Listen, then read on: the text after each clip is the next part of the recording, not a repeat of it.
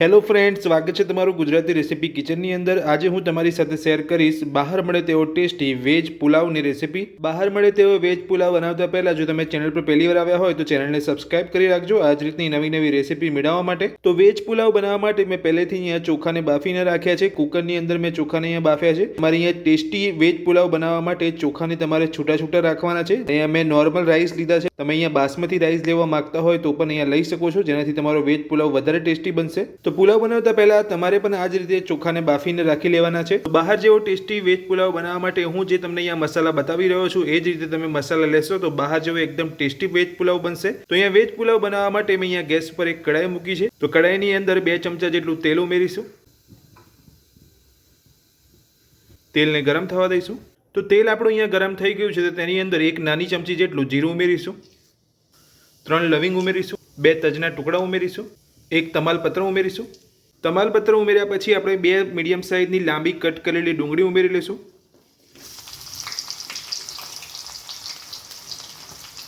ડુંગળી ઉમેર્યા પછી આપણે ડુંગળીને બરાબર સાંતળી લઈશું।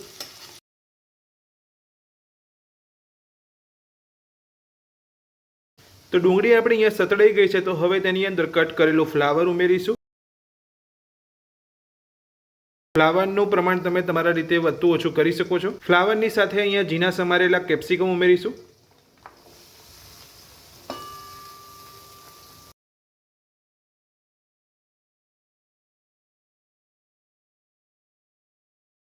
તો કેપ્સિકમ અને ફ્લાવર ઉમેરીને આપણે બધું સરસ સાંતળી દીધું છે। તો હવે આપણે તેની અંદર 2 મીડિયમ સાઇઝના ઝીણા સમારેલા ટામેટા ઉમેરી લઈશું।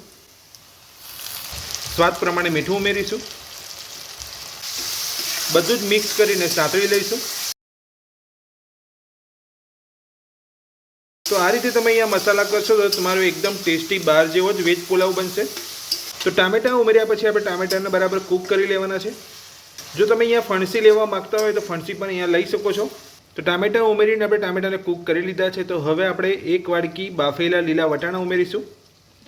તો લીલા વટાણા તમારે અહીંયા બાફેલા જ ઉમેરવાના છે। જો તમે અહીંયા લીલા વટાણા પહેલાં ઉમેરશો તો લીલા વટાણા તમારા ચવડ થઈ જશે, એટલે લીલા વટાણા તમારે અહીંયા છેલ્લે જ ઉમેરવાના છે।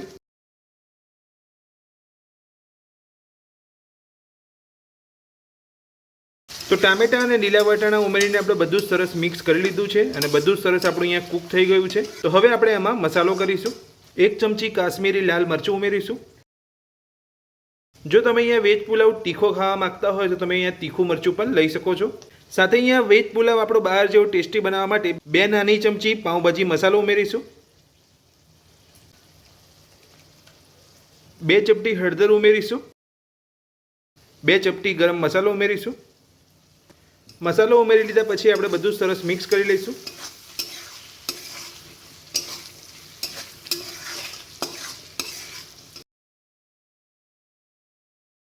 તો બધું જ આપણે અહીંયા મસાલા સાથે મિક્સ કરી લીધું છે। તો હવે આપણે તેની અંદર બાફેલા રાઈસ ઉમેરીશું।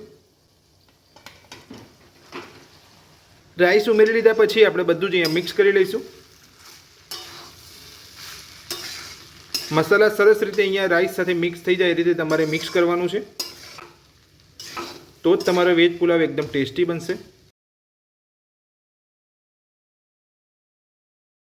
તો રાઈસને આપણે અહીંયા બધા જ મસાલા સાથે સરસ અહીંયા મિક્સ કરી લીધા છે। તો તમે જોઈ શકો છો એકદમ સરસ આપણો વેજ પુલાવ બનીને તૈયાર છે। એકદમ છૂટો આપણો વેજ પુલાવ અહીંયા બન્યો છે, બહાર જેવો જ। તો હવે આપણે ગરમા ગરમ વેજ પુલાવની અંદર લીલા ધાણા ઉમેરીને મિક્સ કરી લઈશું।